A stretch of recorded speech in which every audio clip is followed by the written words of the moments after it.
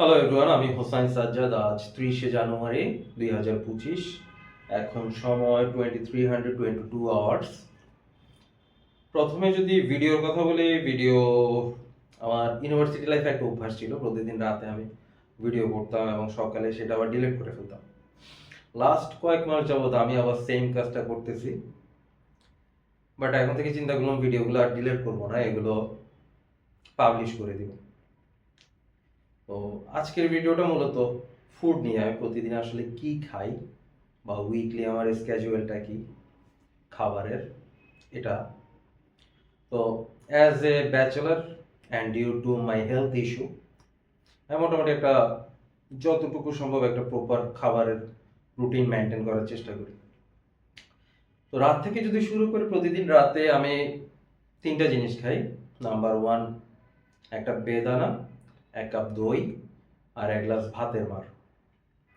আর এখন যেহেতু শীতকাল, বাঁধাকপি বা পাতাকপি সালাদ বা কোলস্ল যেটাকে বলে, এটা খাওয়া হয়। একদিন বানায় রাখলে মোটামুটি 4-5 দিন, 1 সপ্তাহ চলে যায়। আর ভাতের মার খাওয়ার পেছনে রিজন যেটা হলো, আমি সকালবেলা পান্তা ভাত বা পানি ভাত খাই। তো রাতে যেহেতু ভাত রান্না করি, মারটা থাকে, তো হালকা একটু লবণ দিয়ে এটা খেয়ে নিই, খারাপ লাগে না। আর দিনের কথা বললে, দিনে আমি 2টো ডিম, এরপর 300 থেকে 350 গ্রাম মাংস, 200 থেকে 250 গ্রামের মতো বিভিন্ন নাটস সিডস, আর হচ্ছে 1 কাপ বা 1 গ্লাসের মতো ডাল খাওয়া হয়। এটা হচ্ছে আমার প্রতিদিনের খাওয়ার মেনু। এবার যদি উইকলি, সপ্তাহের কথা যদি বলি, কারণ একটু চেঞ্জেস আছে মাঝখানে। রোববার থেকে যদি সপ্তাহ শুরু করি, রোববার, মঙ্গলবার এবং বুধবার, এই 3টে দিনের মধ্যে 2টো দিন একটা আশ্রম থেকে আমার জন্য খাবার আসে। আশ্রম থেকে খাওয়ার উদ্দেশ্য হলো, আমি যেহেতু মাংসাশী প্রাণী, কন্টিনিউয়াসলি মাংসের উপর থাকি, তো আসলে ওভাবে নিরামিষ কোনো কিছু খাওয়া হয় না। তো এই 2টো দিন আমি নিরামিষ খাওয়ার চেষ্টা করি। এরপর হচ্ছে সোমবার এবং বৃহস্পতিবার, এই 2টো দিন আল্লাহর মতো আমি চেষ্টা করি রোজা রাখার জন্য, রোজা রাখি। আর বাকি 3টে দিন যে মেনুটা, রেগুলার মেনু আছে, সেই মেনুটাই ফলো করা হয়।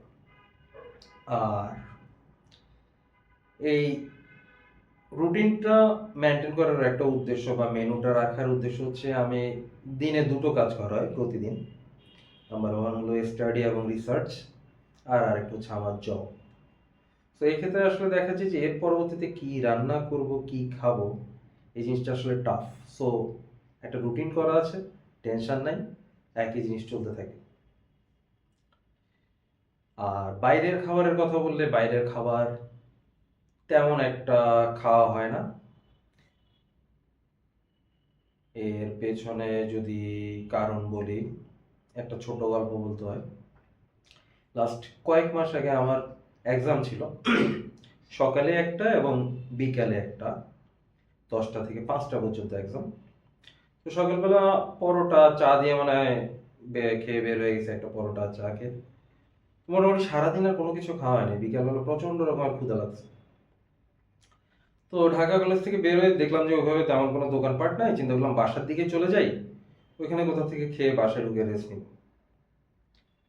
পরের দিন আবার অফিস, শনিবার দিন পরীক্ষা ছিল মেবি। এদিকে আমার বাসার কাছে ইউনিমার্ট আছে, ইউনিমার্টের ফুড কোর্টে গেলাম, উপরে টপে। ওইখানে গিয়ে একটা দোকানে পোলাও আর গরু মাংস পাইছি, আমার পছন্দের জিনিস। চিন্তা করলাম খেয়ে জায়গা, আর কোনো কিছু খাবো না, বাসায় গিয়ে ঘুমে যাবো ফ্রেশ ট্রেশ হয়ে। তো পোলাও আর গরু মাংসের দাম ছিল 575 টাকা, আর একটা কাঁচা আমের শরবত ছিল, ম্যাঙ্গো জুস 100 টাকা, টোটাল 675 টাকা বিল পেমেন্ট করছি। তো মাংসটার কথা বললে খারাপ না, মোটামুটি ছিল। আর পোলাওর কথা বললে, পোলাওটা আসলে পোলাও না বলে, এটা আসলে পোলাও চালের ভাত বলা যায়। তো আসলে সারাদিন কোনো কিছু খাই নাই, ক্ষুধা ছিল, যেখানে যে কোনো খাবারই ভালো লাগার কথা। আসলে এই 675 টাকার খাবার খেয়ে আফসোস লাগতেছিল আমার কাছে। চিন্তা হতেছিল 200-300 টাকায় যদি কোনো হোটেল থেকে খাবার খেতাম, আরো মেবি মুখরোচক বা একটা তৃপ্তি পাইতাম আর কি। আমি মুখরোচক কিছু খাওয়ার জন্য ইউনিমার্টে গেলাম, তারপরে একটু টাকা বেশি জায়গায় একটু ভালো কিছু ইয়াম্মি যেটাকে বলা হয়। তো আর এটা একটা টাকার ইস্যু আছে এবং খাওয়ার ইস্যু আছে। আর আরেকটা কথা বললে, আমি আল্লাহর মতে রান্না করি 2003 সাল থেকে, এখন 2025। তো এতগুলো বছরে আসলে রান্নার কথা বললে টুকিটাকি আল্লাহর মতে মোটামুটি পারি, কিছুটা চলে আর কি।